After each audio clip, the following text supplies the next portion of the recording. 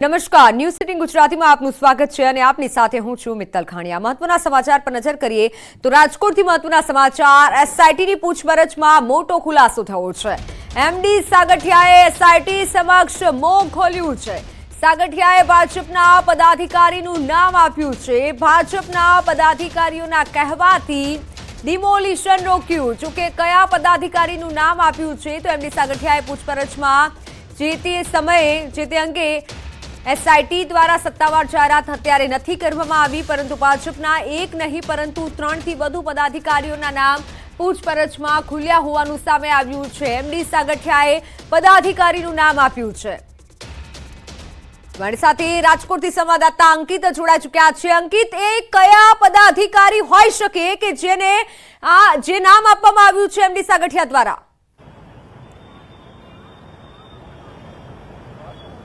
ચોક્કસ ખાસ કરીને વાત કરવામાં આવે તો એમડી સાગઠિયા છે કે જેમના રિમાન્ડ આવતી 12મી જૂનના રોજ પૂર્ણ થવાના છે, સાંજના 5 વાગે પૂર્ણ થવાના છે ને ત્યારે એસઆઈટીની ટીમ દ્વારા એમડી સાગઠિયા સહિતના જે 4 અધિકારીઓ છે કે જેમની પૂછપરછ કરવામાં આવી રહી છે। ખાસ કરીને એસઆઈટી સમક્ષ આજે એમડી સાગઠિયા છે તેને પોતાનું મોં ખોલ્યું છે અને ભાજપના કયા પદાધિકારીના કહેવાથી તેને ડિમોલેશન અટકાવ્યું હતું તે બાબતે પણ તેને પોતાનો જવાબ છે તે એસઆઈટી સમક્ષ રજૂ કર્યો છે। જોકે સૌથી મહત્વની વાત એ સામે આવી રહી છે કે અત્યાર સુધીમાં એસઆઈટી દ્વારા કોઈ સત્તાવાર પ્રેસ કોન્ફરન્સ કરવામાં નથી આવી। ખાસ કરીને વાત કરવામાં આવે તો જે પ્રમાણે રાજ્ય સરકારના આદેશ અનુસાર જે રાજકોટ શહેરના પોલીસ કમિશનર હતા રાજુ ભાર્ગવ કે તેમને હટાવી દેવામાં આવે છે ને ત્યારબાદ તેમની જગ્યાએ બ્રજેશ કુમાર ઝાને પોલીસ કમિશનર તરીકે ચાર્જ છે તે સોંપવામાં આવ્યો છે। ત્યારે ખાસ કરીને વાત કરવામાં આવે તો બ્રજેશ કુમાર ઝાના આવ્યા બાદ પણ તેમણે એક પણ પ્રેસ કોન્ફરન્સ નથી કરી, ન તો તેમને કરી છે ન તો તેમના કોઈ એસીપી સહિતના જે ખાસ કરીને એસઆઈટીની ટીમની અંદરના કોઈ અધિકારી છે તેમને અત્યાર સુધી કોઈ પ્રેસ કોન્ફરન્સ નથી કરી રહી। પરંતુ જે પ્રમાણે ન્યૂઝ 18 ગુજરાતીના જે સૂત્રો જણાવી રહ્યા છે, ખાસ કરીને જે એસઆઈટીની ટીમમાં સામેલ છે તેમણે જણાવ્યું છે કે એમડી સાગઠિયાએ પોલીસની પૂછપરછમાં વટાણા વેરી દીધા છે અને ભારતીય જનતા પાર્ટીના પદાધિકારીના કહેવાના કારણે તેમણે ડિમોલેશન રોક્યું હોય આ પ્રકારની વિગત છે તે તેમણે જણાવી દીધી છે। ત્યારે એસઆઈટી છે તે એમડી સાગઠિયાની આ વાતને કાગળ ઉપર લાવે છે કે કેમ તે પણ જોવું અતિ મહત્વનું બની રહેશે। ખાસ કરીને આજે સવારે જ ન્યૂઝ 18 ગુજરાતી દ્વારા એક અહેવાલ પ્રસારિત કરવામાં આવ્યો છે કે ભાજપના કોર્પોરેટર છે જે વોર્ડ નંબર 13ના કોર્પોરેટર છે નીતિન રામાણી તેમને આગામી 1 થી 2 દિવસમાં છે તે ક્રાઇમ બ્રાન્ચનું તેડું આવી શકે તેમ છે અને એસઆઈટી દ્વારા તેમની પૂછપરછ કરવામાં આવશે કે કયા આધાર પર તેમને ગેરકાયદેસર બાંધકામને કાયદેસર કરવા માટેની ભલામણ કરી હતી। ત્યારે એસઆઈટી સમક્ષ છે તે શું જવાબ આપે છે નીતિન રામાણી તે પણ જોવું અતિ મહત્વનું બની રહેશે। સાથોસાથ અમારી પાસે જે માહિતી મળી છે તેની અંદર 3 જેટલા પદાધિકારીઓના નામ છે તે ખુલી ચૂક્યા હોવાનું છે તે સામે આવ્યું છે। ત્યારે એસઆઈટી દ્વારા આ 3 જે પદાધિકારીઓ છે તેમની પૂછપરછ ક્યારે કરવામાં આવે છે અને ખરા અર્થમાં જે પ્રમાણે જુદા જુદા વિભાગોના જે અધિકારીઓ છે તેમની સંડોવણી ખુલી ચૂકી છે, તેમના વિરુદ્ધ કાયદેસરની કાર્યવાહી છે તે કરવામાં આવી છે, તેમની ધરપકડ કરવામાં આવી છે। ગઈકાલે પણ એસીબી દ્વારા જે બીજે ઠેબા કે જે વર્ગ 2ના કર્મચારી છે તેમના વિરુદ્ધ અપ્રમાણસર મિલકતનો ગુનો છે તે દાખલ કરવામાં આવ્યો છે। ત્યારે ભારતીય જનતા પાર્ટીના જે પદાધિકારીઓ આ ગુનાહિત કૃત્યમાં સામેલ છે ડાયરેક્ટલી ઓર ઇનડાયરેક્ટલી, ત્યારે શું તેમના વિરુદ્ધ કોઈ કાયદેસરની કાર્યવાહી કરવામાં આવશે કે કેમ તે પણ જોવું અતિ મહત્વનું બની રહેશે। સૌથી મહત્વની વાત એ છે કે શા માટે એસઆઈટી પ્રેસ કોન્ફરન્સ કરી નથી રહી, શા માટે મીડિયાને પણ કેટલીક માહિતી છે તે પહોંચાડવામાં નથી આવી રહી, સત્તાવાર રીતે પહોંચાડવામાં નથી આવી રહી। આવા અનેક જે સવાલો છે તે પણ ખાસ કરીને હાલ અત્યારે સામે આવી રહી છે। ખાસ કરીને ભાજપની અંદર એક અત્યારે એક એવું ગુટ જોવા મળી રહ્યું છે જે પ્રમાણે જે ચર્ચાતી વિગતો છે જે પ્રમાણે મળી રહી છે કે નીતિન રામાણી છે તેને બલીનો બકરો બનાવવામાં આવી શકે તેમ છે અને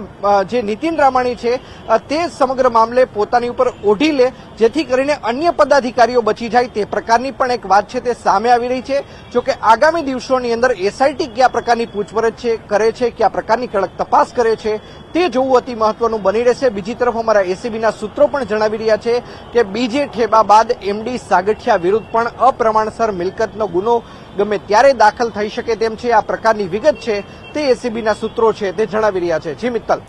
બિલકુલ, તો આ તરફ રાજકોટમાં પણ ભાજપના કોર્પોરેટરને હવે તેડું આવશે, એસઆઈટી દ્વારા પૂછપરછ માટે બોલાવાશે। વોર્ડ નંબર 13ના કોર્પોરેટર નીતિન રામાણીને બોલાવવામાં આવશે। અંકિત, નીતિન રામાણી કે ગઈકાલે જેનું નામ ખુલ્યું હતું હવે તેની પણ પૂછપરછ થશે, એટલે અન્ય નામ પણ હવે મોટી માછલીઓના નામ પણ ધીમે ધીમે સામે આવી રહ્યા છે.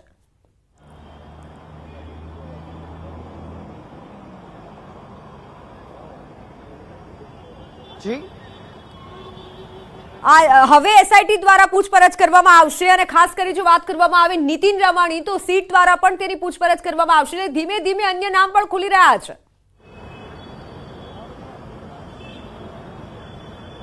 ચોક્કસ મિત્તલ, જેમ મેં આપને જણાવ્યું કે ગઈકાલે નીતિન રામાણીએ પણ પ્રેસ કોન્ફરન્સ કરી હતી. પ્રેસ કોન્ફરન્સની અંદર તેમણે મીડિયા સમક્ષ એક વાત કબૂલી લીધી છે કે હા, મેં ગેરકાયદેસર બાંધકામને કાયદેસર કરવા માટેની ભલામણ કરી હતી. મેં આર્કિટેક્ટને કીધું હતું કે તે આની ડિઝાઇન છે, ગ્રાફિક્સ છે, ડ્રોઈંગ છે, તે ખાસ કરીને બનાવી લે. તો સાથોસાથ રાજકોટ મહાનગરપાલિકામાં ભ્રષ્ટાચાર ચાલે છે આ બાબતની પુષ્ટિ પણ અને સાથોસાથ સ્પષ્ટતા પણ નીતિન રામાણીએ કરી છે. એટલે આમ સમજી શકાય છે કે રાજકોટ મહાનગરપાલિકાની અંદર આ માત્ર 1 વર્ષ, 2 વર્ષ કે 5 વર્ષથી આ ભ્રષ્ટાચારની ગંગા નથી વહેતી.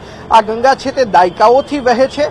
કારણ કે ખાસ કરીને જો વાત કરવામાં આવે તો 1970ની અંદર રાજકોટ મહાનગરપાલિકાનું અસ્તિત્વ આવ્યું. ત્યારથી લઈને અત્યાર સુધીની વાત કરવામાં આવે તો સત્તા ઉપર માત્ર ને માત્ર ભારતીય જનતા પાર્ટી જ રહી છે. માત્ર 2000 થી 2005 સુધીમાં જ કોંગ્રેસનું શાસન આવ્યું હતું. સાથોસાથ ગઈકાલે મીડિયાએ એ પણ સવાલ પૂછ્યા હતા કે આખરે એમડી સાગઠિયાને કાયમી કરવા માટે ભલામણ કોને કરી હતી. ત્યારે જે નીતિન રામાણી છે તેને સ્પષ્ટપણે જણાવ્યું હતું કે જે અમારા મુખ્ય 5 પદાધિકારીઓ હોય છે, આ 5 પદાધિકારીઓએ નિર્ણય લીધો હતો કે આ એમડી સાગઠિયાને કાયમી કરવા માટેની ભલામણ કરવી જોઈએ. એટલે ક્યાંક ને ક્યાંક અહીંયા જે ભારતીય જનતા પાર્ટીનું જે શીર્ષ નેતૃત્વ છે, જે 5 મુખ્ય પદાધિકારીઓ છે કે જેઓ આ સંકલન સમિતિને લીડ કરી રહ્યા હતા, તેમની પણ એટલી જ ભૂમિકા છે. કારણ કે આખરે કોને રસ હતો કે એમડી સાગઠિયા કાયમી થાય. એમડી સાગઠિયા છે કે જે 6 મ્યુનિસિપલ કમિશનર બદલાયા હોવા છતાં પણ તેનું એક ચક્રી શાસન છે તે યથાવત રહે. સાથોસાથ ગઈકાલે નીતિન રામાણીએ ત્યાં સુધી કહ્યું છે કે એક આર્કિટેક્ટ દ્વારા આખી જે અધિકારીઓની જે લિંક હતી, જે લોબી હતી, તે કાર્યરત હતી કે કઈ રીતે ભ્રષ્ટાચાર થવો જોઈએ, કઈ રીતે ગેરકાયદેસર બાંધકામને કાયદેસર થવા જોઈએ. જી બિલકુલ અંકિત, આભાર માહિતી બદલ. તો દિલ્હીમાં સરકાર બનાવવાની કવાયત તેજ કરાઈ છે. દિલ્હીમાં એનડીએ સંસદીય દળની થોડીક જ વારમાં બેઠક મળશે. પીએમ મોદીને એનડીએ સંસદીય દળના નેતા તરીકે પસંદ કરાશે.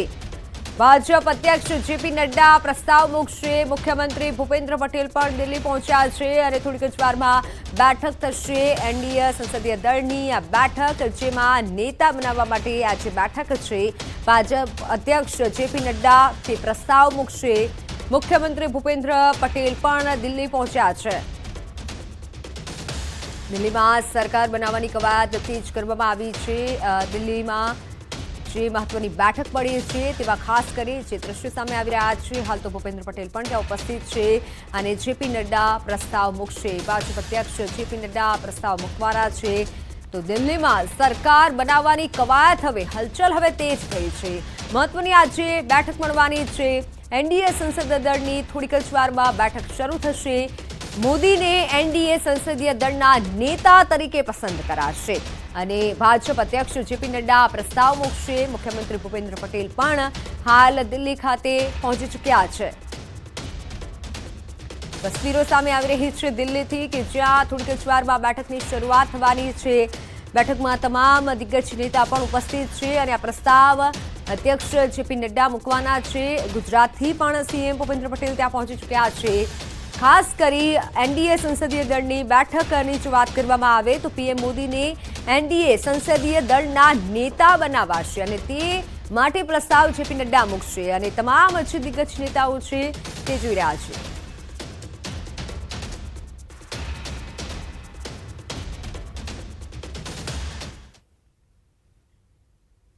गया है सर्वसम्मति से और आज उनके नेतृत्व में आज मीटिंग होने जा रही है, पहली मीटिंग, और ये बहुत ही महत्वपूर्ण मीटिंग है और जल्दी सभी देशवासियों की जो ख्वाहिश है, सपना है, नरेंद्र मोदी जी फिर एक बार तीसरी बार प्रधानमंत्री बने, शपथ ले और इसमें इसके बारे में आज चर्चा विचार विमर्श होगा और हमें खुशी है कि यहाँ पर पूरे देशवासियों ने विपक्ष के सभी जो हथकंडे थे उसको नाकाम कर दिया और मोदी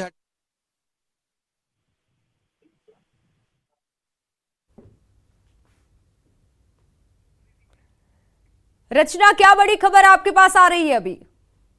देखिए, जिस तरीके से तीसरी बार मोदी सरकार गठबंधन के साथ बनने जा रही है और आज तमाम एनडीए के सांसदों की बैठक है और 11 बजे ये बैठक शुरू होगी और धीरे धीरे सभी सांसदों ने वहां पर पहुंचना शुरू कर दिया है। और बात गुजरात की करें तो गुजरात के मुख्यमंत्री वहां पर पहुंच चुके हैं और तमाम जो बीजेपी के सांसद हैं वो भी वहां पहुंचने लगे हैं। और जब ये बैठक शुरू होगी उसके बाद सभी जो सांसद हैं एनडीए के मिलकर वो अपने संसद दल के नेता को चुनेंगे और ऐसे में ये बैठक जो है वो काफी ज्यादा महत्वपूर्ण हो जाती है। बिल्कुल, पर अब आगे क्या हो सकता है, क्योंकि जेपी नड्डा भी प्रस्ताव रखने वाले हैं।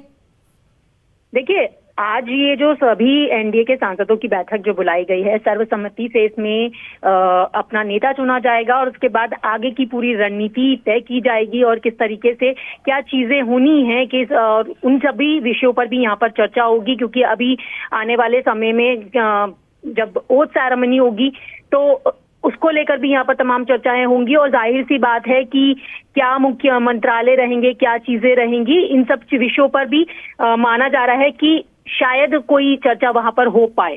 क्योंकि इसके बाद बीजेपी विस्तार में भी एक बड़ी बैठक होने जा रही है, तो आज जो है वो दोनों ही बैठकें काफी ज्यादा महत्वपूर्ण हो जाती हैं। बिल्कुल, और शपथ ग्रहण कब हो सकता है? जिस तरीके से पहले बताया जा रहा था कि 8 तारीख को शपथ ग्रहण समारोह होगा, यानी कि 8 जून को, लेकिन अब उसकी तारीख बदल गई है। 9 जून को बताया जा रहा है कि ये शपथ ग्रहण समारोह होगा और इसमें तमाम बड़े लोगों को भी निमंत्रण भेजा जा रहा है और भव्य तरीके से ये शपथ ग्रहण समारोह 9 तारीख को बताया जा रहा है। जी रचना, शुक्रिया जुड़ने के लिए। तो हाल દિલ્હીથી આ તમામ તસવીરો છે કે જ્યાં થોડીક જ વારમાં બેઠક શરૂ થશે। દિલ્હીમાં બેઠકોનો દોર અત્યારે યથાવત છે અને ભાજપના સાંસદ નીતિશ પટેલે ખાસ बातचीत करी।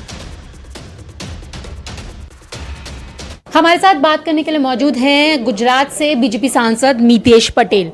सर, आज जिस तरीके से एनडीए के सभी सांसदों की बैठक होने जा रही है, तीसरी बार मोदी सरकार बनने जा रही है, लेकिन जिस तरीके के मैंडेट की उम्मीद थी वो देश ने नहीं दिया, कैसे देख रहे हैं? सबसे पहले तो सबको नमस्कार। देशनी जनता ने भारतीय जनता पार्टी 2 टर्म से क्लियर कट मेजोरिटी से आदरणीय नरेंद्र भाई मोदी साहब का नेतृत्व के अंडर में जब काम कर रही थी, लेकिन ये बार जनार्दन ने क्लियर मेजोरिटी नहीं दी है। एनडीए की सरकार बन रही है और नरेंद्र भाई मोदी साहब फिर से तीसरी बार प्रधानमंत्री बन रहे हैं। मेरे को पूरा विश्वास है कि एनडीए की सरकार में जो अलायंस है, जो गठबंधन हो रहा है, सभी अलायंस नरेंद्र भाई मोदी साहब के नेतृत्व पर विश्वास रख रहे हैं, अटूट विश्वास है और ये सरकार 5 साल तक चलेगी। नरेंद्र भाई मोदी साहब और अलायंस के जितने भी नेता हैं उनके मीटिंग्स होगी, उसमें सभी जब भी नए नए बिल्स आएंगे, नया कोई प्रस्ताव आएगा, सभी को विश्वास में लेके नरेंद्र भाई मोदी साहब काम करेंगे तो ये 5 साल ये सरकार चलने वाली है।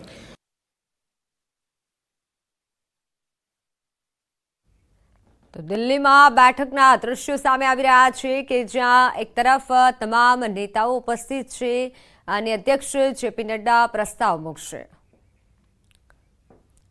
નજર અન્ય સમાચારો પર તો અમદાવાદમાં તંત્રની કામગીરીથી શાળાઓના સંચાલકો નારાજ છે।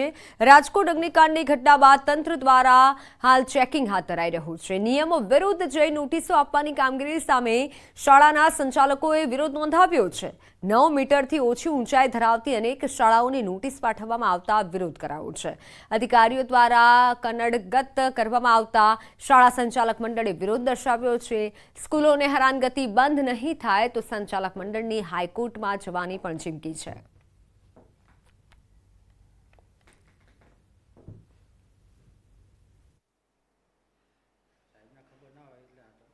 એટલે એ સંજોગોમાં અમે ગાંધીનગર ખાતે પત્ર લખી અને એમનો જે 2021નો પરિપત્ર છે એની સ્પષ્ટતા માગી છે। જો એની સ્પષ્ટતા નહીં આવે તો અમારે એની સ્પષ્ટતા માટે ઇન્ટરપ્રિટેશન માટે નામદાર હાઈકોર્ટની અંદર રાજ્ય શાળા સંચાલક મંડળ જઈ અને એની ચોખવટ રાજ્ય સરકાર પાસે કરાવીશું, એટલા માટે અમે એમને પત્ર લખ્યો। તો હાલ સમાચારોમાં સમય થયો છે વિરામનો।